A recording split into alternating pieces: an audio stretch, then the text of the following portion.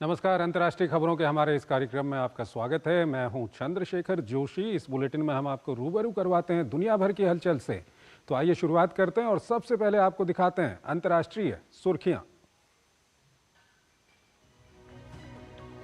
रफा में हमले तेज करने के साथ इजराइल ने गाजा सीमा पर मुख्य क्रॉसिंग को फिर से खोला। संयुक्त राष्ट्र ने कहा नहीं पहुंची कोई सहायता। आईडीएफ का रफा में हमास के कई ठिकानों को नष्ट करने का दावा। अमेरिका ने इजराइल को भेजी जा रही बम की शिपमेंट को फिलहाल रोका।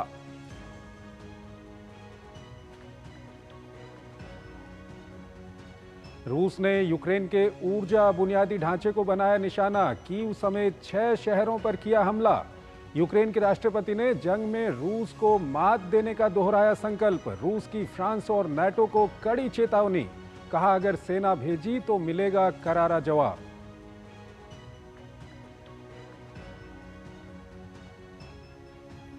चीन और यूरोपीय संघ के उम्मीदवार सर्बिया ने साझा भविष्य के निर्माण के लिए एक समझौते पर किए हस्ताक्षर। चीन के साथ ऐसा समझौता करने वाला सर्बिया पहला बाल्कन देश। जिनपिंग ने कहा दोनों देश व्यापक रणनीतिक साझेदारी को और मजबूत व उन्नत बनाने पर सहमत।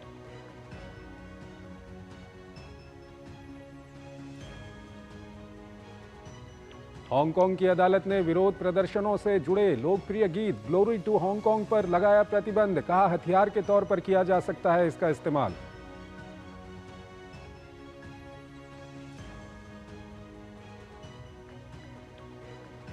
धूमधाम और कड़ी सुरक्षा के बीच ओलंपिक मशाल फ्रांस के मार्सिले पहुंची। मशाल को आधिकारिक तौर पर फ्रांस को सौंपने से पहले पिछले महीने ग्रीस में जलाया गया था।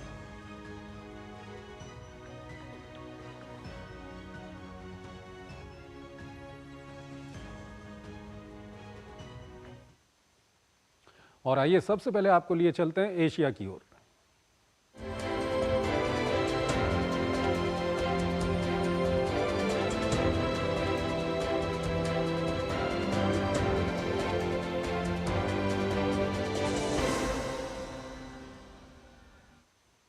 बात करते हैं इजराइल हमास संघर्ष की। इजराइल ने रफा शहर में सैन्य कार्रवाई शुरू कर दी है। इससे पहले आईडीएफ ने रफा क्रॉसिंग को पूरी तरह अपने नियंत्रण में ले लिया। दरअसल इजराइल रफा में बड़े पैमाने पर अभियान छेड़ना चाहता है। इजराइल का दावा है कि हमास के सैकड़ों आतंकी रफा में ठिकाना बनाए हुए हैं और उन्हें नेस्तनाबूद करने के लिए अभियान जरूरी है। मंगलवार को रफा क्रॉसिंग को नियंत्रण में लेने के बाद आईडीएफ ने शहर में सैन्य अभियान शुरू कर दिया है। आईडीएफ ने एक वीडियो जारी किया है जिसमें उसके सैनिकों को कार्रवाई करते हुए देखा जा सकता है। वहीं बुधवार को दक्षिणी गाजा में राफा के बाहरी इलाके में एक हेलीकॉप्टर को गोलीबारी करते देखा गया। इजरायली सेना ने रफा के कई स्थानों पर हमास के बुनियादी ढांचे को उजागर करने और लक्षित छापेमारी की कार्रवाई को अंजाम देने का दावा किया है। दरअसल इजराइल रफा में बड़े पैमाने पर अभियान छेड़ना चाहता है। इजराइल का दावा है कि हमास के सैकड़ों आतंकी रफा में ठिकाना बनाए हुए हैं और उन्हें नेस्तनाबूद करने के लिए अभियान जरूरी है। लेकिन पश्चिमी देशों और संयुक्त राष्ट्र ने चेतावनी दी है कि शहर पर पूर्ण पैमाने पर हमला एक मानवीय तबाही होगी। रफा में शुरू की गई कार्रवाई के बीच अमेरिका ने इजराइल को घातक हथियारों और 1000 किलो के बम की सप्लाई को रोक दिया है। बाइडेन प्रशासन के एक अधिकारी ने कहा कि हम इजराइल को दिए जाने वाले हथियारों की सतर्कता पूर्वक समीक्षा कर रहे हैं, खासतौर से उन हथियारों का जिसका इस्तेमाल रफा में किया जा सकता है। सरकार के प्रवक्ता ने कहा कि उन्होंने मीडिया रिपोर्ट्स में ऐसी खबरें सुनी हैं, लेकिन सरकार और व्यक्तिगत तौर पर इस पर कुछ कहने के लिए उनके पास कोई जानकारी नहीं है।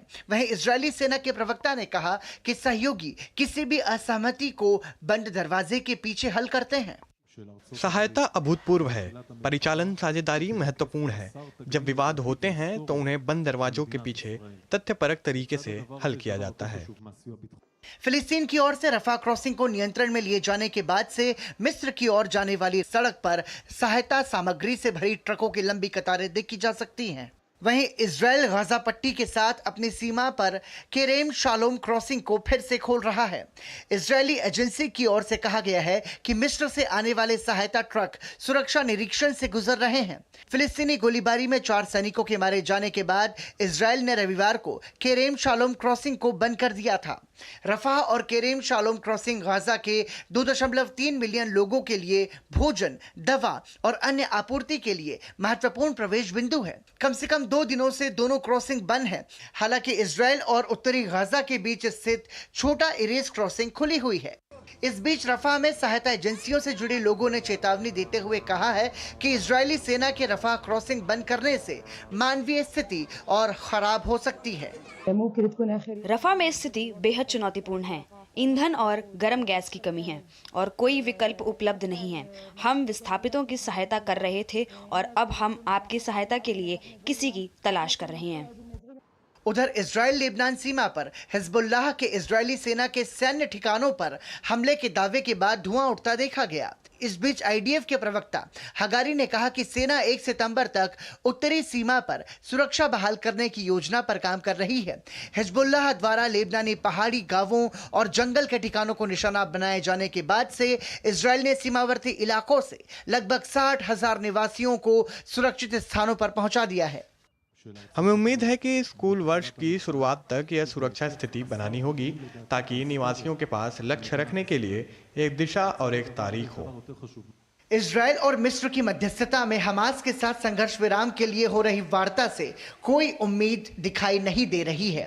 इसके बावजूद इजराइल के अधिकारी काहिरा में मौजूद हैं। इस संघर्ष विराम के जरिए बंधकों को मुक्त कराने की कोशिश है। CIA प्रमुख विलियम बर्न्स ने बंधकों की रिहाई के बदले रफाह में अभियान बंद करने को लेकर प्रधानमंत्री नेतन्याहू से मुलाकात की थी।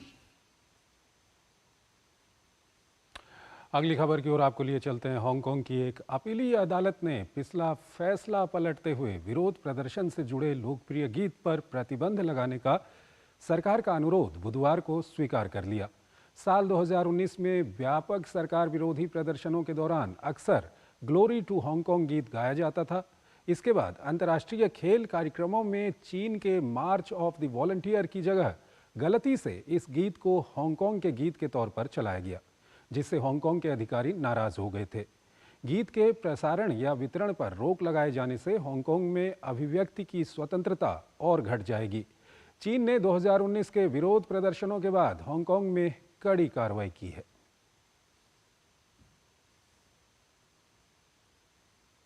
पाकिस्तान की इस्लामाबाद हाईकोर्ट के आदेश पर पूर्व पाकिस्तानी प्रधानमंत्री इमरान खान की पत्नी बुशरा बीवी को उनके रावलपिंडी स्थित निजी आवास से अदियाला जेल में ट्रांसफर कर दिया गया है। बुशरा बीवी ने खुद जेल में ट्रांसफर होने की मांग की थी। दोनों पति पत्नी पर आरोप है कि उन्होंने अवैध रूप से सरकारी संपत्ति को बेचा है। इस आरोप में खुद इमरान खान भी अदियाला जेल में 14 सालों की सजा काट रहे हैं। उत्तर कोरिया के पूर्व प्रोपेगेंडा मास्टर किम की नाम का 94 साल की उम्र में निधन हो गया है। उन्हें श्रद्धांजलि देने के लिए उत्तर कोरिया के नेता किम जोंग उन भी पहुंचे। किम की नाम दशकों तक सत्तारूढ़ किम राजवंश के व्यक्तित्व निर्माण में अहम भूमिका निभा चुके थे। 1966 में उन्हें प्योंगयांग के प्रचार और आंदोलन विभाग का उपनिदेशक नियुक्त किया गया था। किम की नाम उन चंद उत्तर कोरियाई अधिकारियों में से एक हैं जिन्होंने दक्षिण कोरिया का दौरा किया था। दक्षिण कोरिया के राष्ट्रपति किम डे जुंग की मौत के बाद उन्होंने उत्तर कोरिया द्वारा भेजे गए अंतिम संस्कार प्रतिनिधिमंडल का नेतृत्व किया था। एक छोटा सा ब्रेक लेते हैं।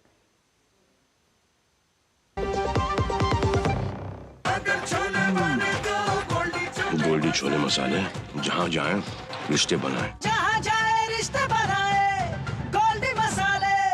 बात जब पीढ़ियों के लिए बनने वाले घर की हो तो जिम्मेदारी बड़ी हो जाती है। गैलेंट समझता है ये जिम्मेदारी। अब डबल एम रिब्स के साथ गैलेंट एडवांस TMT रीबार, निर्माण का रियल हीरो। सर, आप किस एज में रिटायर हुए थे? 39। सोच रहा था काश मेरी भी रिटायर्ड लाइफ आप जैसी हो। उसके लिए मैदान में उतरना पड़ेगा। उतरूंगा ना सर। अरे भाई यहाँ नहीं, म्यूचुअल फंड्स के मैदान में। Mutual funds? हर महीने इन्वेस्ट करो, फ्यूचर की तैयारी करो। करोड़ों लोग इन्वेस्ट कर रहे हैं और देश के साथ आगे बढ़ रहे हैं। सही है सर। तो आ जाओ मैदान में। म्यूचुअल फंड निवेश बाजार जोखिमों के अधीन है। योजना से जुड़े सभी दस्तावेजों को ध्यान से पढ़ें। Happy birthday my dear. अरे ये क्या? ऐप से लोन? मेरी नई स्कूटी के लिए। ओए बनो सयानी, नहीं तो पैसों पे फिर जाएगा पानी। मतलब? सुनो, ऑनलाइन लर्निंग ऐप्स को जांच परख कर आरबीआई अधिकृत बैंक एनबीएफसी से ही आप लोन लीजिए। अनधिकृत ऐप्स या अनजान लोगों से निजी जानकारी शेयर करना यानी धोखा। दादू बन गई सियानी। गिफ्ट नहीं खोलेंगे? आरबीआई कहता है इनसे सुनिए। जानकार बनिए, सतर्क रहिए। तुम्हें पता है इन्वेस्टर्स के लिए एक इन्वेस्टर प्रोटेक्शन फंड होता है IPF, लेकिन अगर तुम्हारा ट्रेड एक्सचेंज पर एग्जीक्यूट नहीं हुआ या फिर कोई गारंटीड रिटर्न्स वाली स्कीम है तो ये IPF आपकी मदद नहीं कर सकता है। और अगर आपका ब्रोकर ही डिफॉल्टर बन जाए तो फिर IPF आपको कॉम्पेंसेशन दिला सकता है। कहाँ से सीखा? NSE की साइट पर। समझ कर इन्वेस्ट कर। बेटा कहता है पापा बीमा ले लिया होता तो आज हो जाता ऑपरेशन। अब हमें कौन बीमा देगा 70 के बाद? तुम लोगों ने सुना नहीं? 70 साल से ऊपर के सभी वरिष्ठ नागरिकों को 5 लाख तक का इलाज मुफ्त में मिल गया। समझो, बस वोट के दिन पोलिंग बूथ पे जाओ और कमल का बटन दबाओ, मोदी को फिर से लाओ। कमल का बटन दबाएं, भाजपा को जिताएं।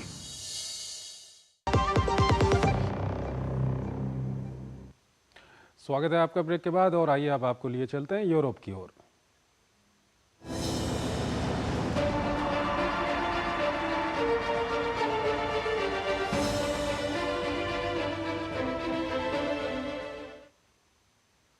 रूस और यूक्रेन युद्ध अभी भी भीषण बना हुआ है। दोनों देश एक दूसरे पर हमले कर रहे हैं।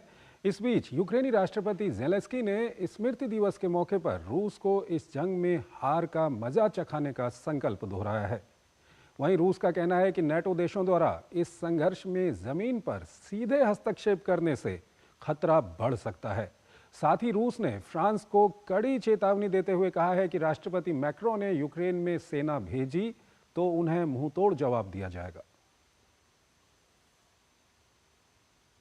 रूस और यूक्रेन एक दूसरे पर ताबड़तोड़ हमले कर रहे हैं। रूस ने मंगलवार की रात कीव पर जोरदार हमला बोला। इस हमले में कई लोगों के घायल होने के साथ साथ रिहायशी इलाकों और दर्जनों बुनियादी संरचनाओं को भारी नुकसान पहुंचा है। राष्ट्रपति व्लादिमीर ज़ेलेंस्की ने कहा कि रात भर किए गए हमले में 50 मिसाइलें और 20 ड्रोन का इस्तेमाल किया गया। वहीं रूसी सेना ने सैन्य ठिकानों और ऊर्जा केंद्रों को निशाना बनाने का दावा किया है। मॉस्को ने हमले को कीव द्वारा रूसी ऊर्जा सुविधाओं को नुकसान पहुंचाने के प्रयास का जवाब बताया है। वहीं राष्ट्रपति ज़ेलेंस्की ने स्मृति दिवस के मौके पर रूस को इस जंग में हार का मजा चखाने का संकल्प दोहराया। दुनिया पुतिन विरोधी गठबंधन में एकजुट है, जो शब्दों से नहीं बल्कि कार्यों से मॉस्को को रोक सकता है। नई बुराई को पूरे यूरोप और फिर पूरी दुनिया में फैलने से रोक सकता है। इससे पहले यूक्रेनी सेना ने रूस के एक तेल भंडारण डिपो को निशाना बनाया, जिसके बाद इसमें आग भड़क उठी। इसमें 5 लोग घायल हो गए हैं। हालांकि यूक्रेन की ओर से इस पर कोई प्रतिक्रिया नहीं आई है। वहीं रूस के रक्षा मंत्रालय ने यूक्रेन के डोनेट्स्क क्षेत्र के 2 गांव पर नियंत्रण कर लेने का दावा किया गया है। इस बीच रूस ने कहा है कि अगर नाटो ने यूक्रेन में सेना भेजने की कोशिश की तो ये बेहद खतरनाक कदम होगा। क्रेमलिन ने कहा है कि वो कीव की पश्चिमी देशों के हस्तक्षेप की अपील पर गहराई से नजर बनाए हुए है। यूक्रेनी राष्ट्रपति की वेबसाइट पर पोस्ट की गई एक याचिका में कहा गया है कि यूक्रेन को अमेरिका, ब्रिटेन और अन्य देशों से रूस के आक्रमण को विफल करने में मदद करने के लिए सेना भेजने के लिए कहना चाहिए। राष्ट्रपति को इस पर फैसला लेने के लिए याचिका को 25,000 वोट के आवश्यक आंकड़े को हासिल करना जरूरी है। बुधवार सुबह तक याचिका के पक्ष में 1594 वोट पड़े थे। हमने बार बार कहा है कि नाटो देशों द्वारा इस संघर्ष में जमीन पर सीधे हस्तक्षेप करने से खतरा बढ़ सकता है। ये बेहद उकसावे वाला कदम है। हम पूरी स्थिति पर बारीकी से नजर बनाए हुए हैं। वहीं रूस के विदेश मंत्रालय ने कहा है कि अगर पश्चिम कीव को सैन्य आपूर्ति रोक देता है तो यूक्रेन में संघर्ष केवल 2 सप्ताह बाद ही खत्म हो जाएगा। इससे पहले ईयू के विदेश नीति के प्रमुख जोसेफ बोरेल ने कहा था कि यूक्रेन का अस्तित्व पश्चिमी देशों पर निर्भर करता है। अगर हथियारों की आपूर्ति बंद कर दी जाती है तो 2 सप्ताह के भीतर युद्ध खत्म हो जाएगा। इस बीच रूस ने फ्रांस को कड़ी चेतावनी देते हुए कहा है कि राष्ट्रपति मैक्रोन ने अगर यूक्रेन में सेना भेजी तो उन्हें मुंहतोड़ जवाब दिया जाएगा। विदेश मंत्रालय ने कहा है कि ऐसा देखने को मिल रहा है कि युद्ध में मारे गए लोगों में फ्रांसीसी नागरिकों की संख्या लगातार बढ़ती जा रही है। हमने भी बहुत पहले ही मान लिया है, यदि फ्रांसीसी संघर्ष क्षेत्र में दिखाई देते हैं तो वे अनिवार्य रूप से रूसी सशस्त्र बलों का लक्ष्य बन जाएंगे। इस बीच यूक्रेनी संसद ने दोषियों की कुछ श्रेणी को सेना में भर्ती किए जाने की अनुमति देने वाले विधेयक को पारित कर दिया है।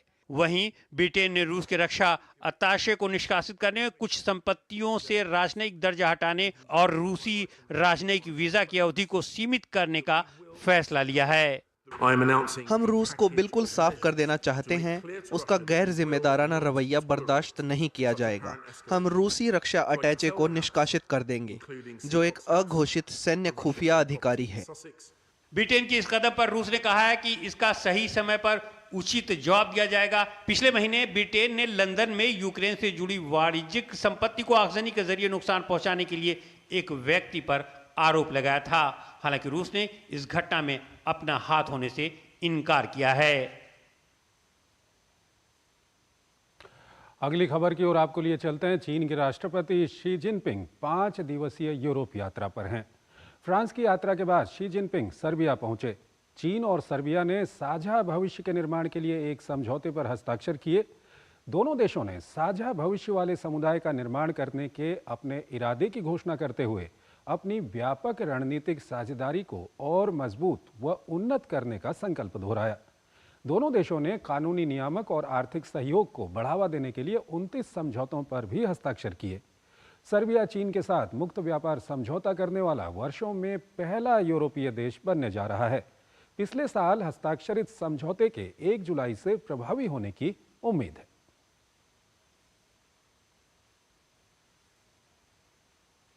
एक छोटा सा ब्रेक। 7 बज गए, एक दिन जल्दी उठाने को बोला था, फिर भी। कहाँ जाना है सुबह सुबह? वोट डालने जाना है अम्मा। हाँ तो आराम से चली जाना, भागी क्यों जा रही है? भागते तो हम पहले थे, भोर 4 बजे खेत में। अब जिस व्यक्ति ने हमें हमारे घर पर इज्जत घर बनवा के हमें सुरक्षा दी है, उसे वोट देने तो भाग कर ही जाएंगे ना। जिसकी गारंटी ने जिंदगी संवारी, उसको वोट देने की गारंटी हमारी। कमल का बटन दबाएं, भाजपा को जिताएं। स्वागत है आपका ब्रेक के बाद। स्कॉटिश नेशनल पार्टी के दिग्गज नेता जॉन स्वाइनी ने स्कॉटलैंड के 7वें फर्स्ट मिनिस्टर के रूप में शपथ ली है।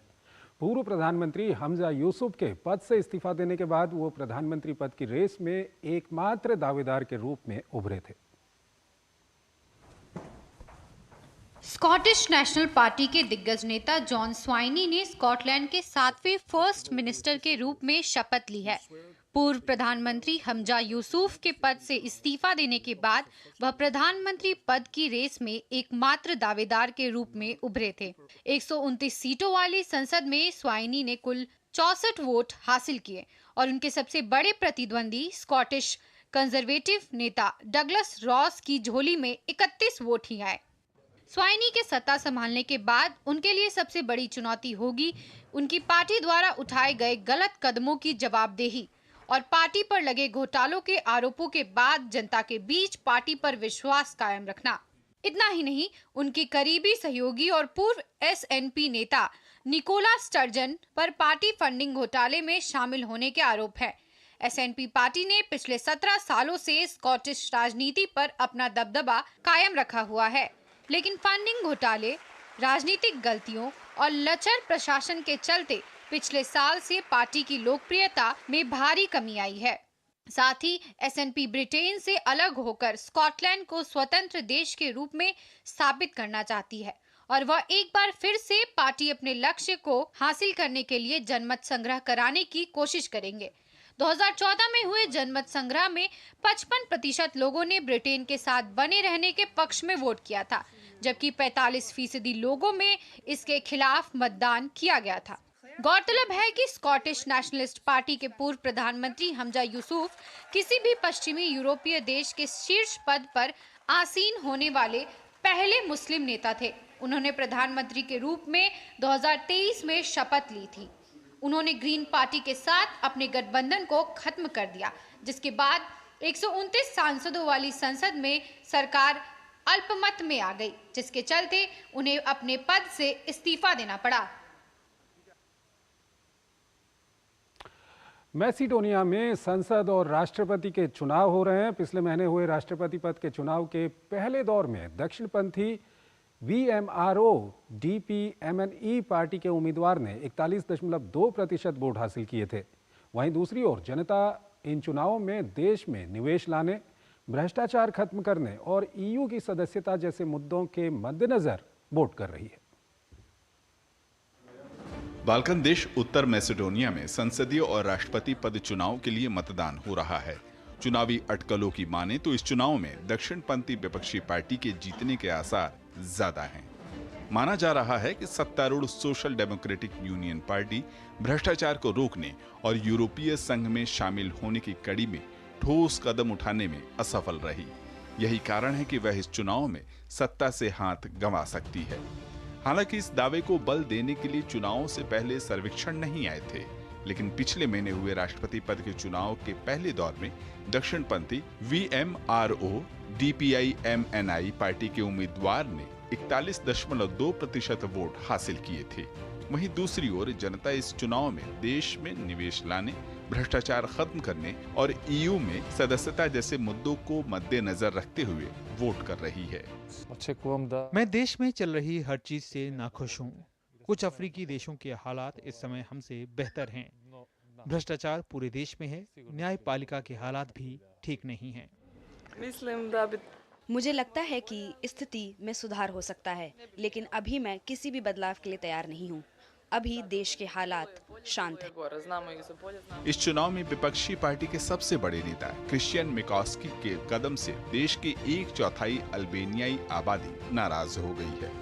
उन्होंने अल्बेनियाई मूल के लोगों का नेतृत्व करने वाली पार्टी DUI के साथ गठबंधन नहीं करने की घोषणा की। मिकोस्की ने DUI पर भ्रष्टाचार का आरोप लगाकर इससे किनारा कर लिया है, लेकिन उनका ये कदम अल्बेनियाई मूल के लोगों को रास नहीं आया। वहीं दूसरी ओर जब सत्तारूढ़ सोशल डेमोक्रेटिक यूनियन ने 2017 में देश की बागडोर संभाली थी, तब पार्टी ने वादा किया था कि वह देश को नेटो और EU की सदस्यता दिला देंगे। हालांकि 5 सालों बाद वह अपने 2 अहम वादों में से एक को ही पूरा कर पाने में सफल रहे। उत्तर मैसेडोनिया और उसके पड़ोसी देश ग्रीस के बीच में देश के नाम को लेकर विवाद लंबे समय से चल रहा था। इस विवाद का समाधान तब हुआ जब 2018 में उत्तर मैसेडोनिया ने अपने नाम में उत्तर जोड़ा। इसके बाद उसकी नेटो में शामिल होने की राह आसान हो गई और 2020 में उत्तरी मैसेडोनिया को नेटो की सदस्यता हासिल हुई। वहीं EU की सदस्यता की बात करें तो पड़ोसी देश बुल्गारिया उसके EU में शामिल होने के रास्ते में रोड़ा बन रहा है। बुल्गारिया की मांग है कि उत्तर मैसेडोनिया अपने संविधान में संशोधन करके बल्गेरियाई लोगों को अल्पसंख्यक होने का दर्जा दे, तभी वह उत्तर मैसेडोनिया की EU में जाने की राह को आसान करेंगे। अगली खबर, धूमधाम और कड़ी सुरक्षा के बीच ओलंपिक मशाल फ्रांस के मार्सिले पहुंची। मशाल को आधिकारिक तौर पर फ्रांस को सौंपने से पहले पिछले महीने ग्रीस में जलाया गया था। मशाल बेलेम नामक जहाज के जरिए एथेंस से मार्सिले लाई गई। मशाल ने समुद्र में 12 दिन बिताए। मशाल का पहली बार उपयोग 1896 में किया गया था।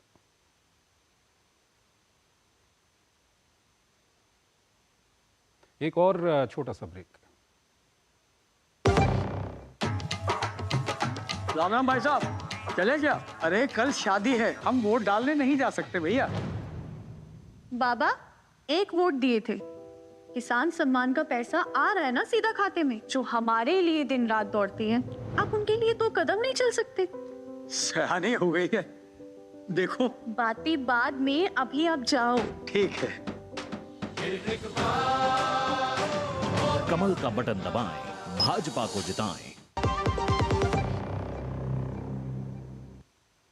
स्वागत है आपका ब्रेक के बाद और आइए अब आपको दिखाते हैं विश्व संस्कृति।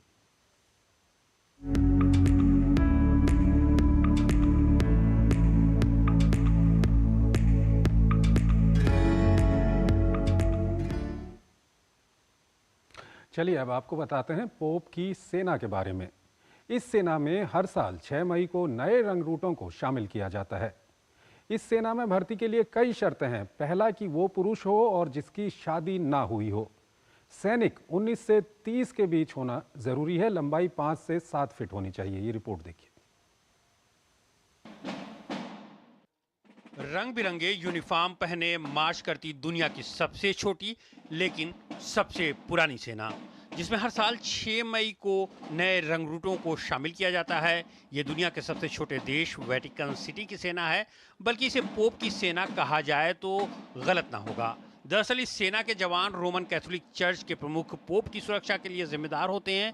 ये पिछले 500 साल से पोप की सुरक्षा की जिम्मेदारी संभालते चले आ रहे हैं।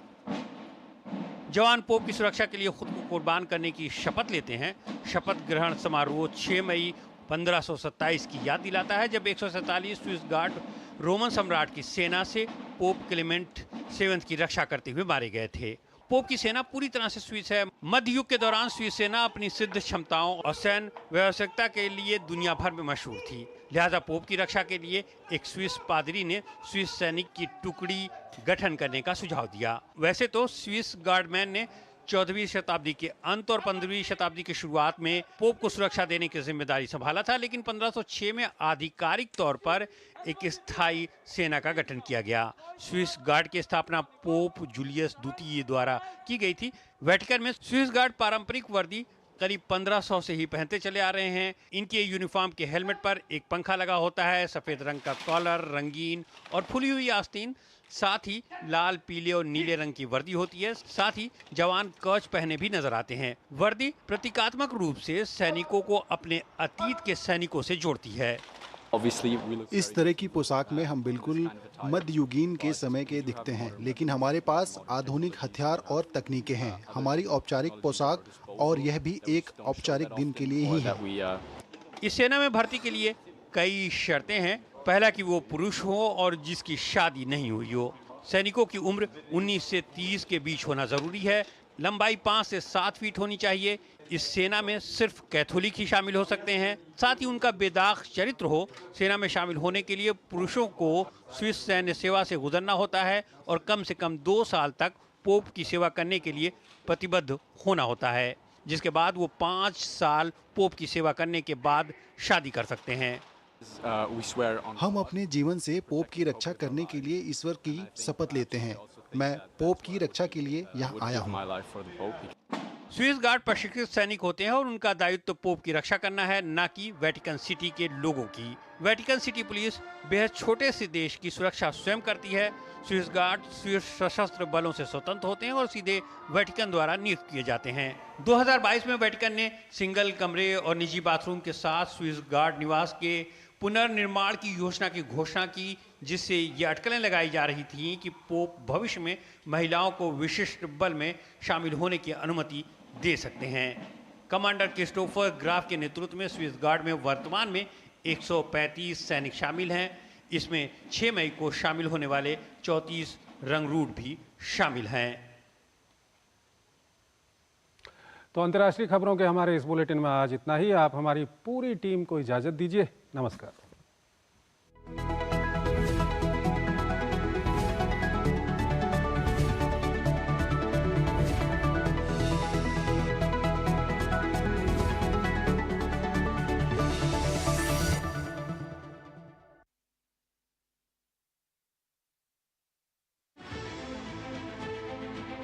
सियासी बिसात पर राजनीति का गुणाभार, गठबंधन की सियासत,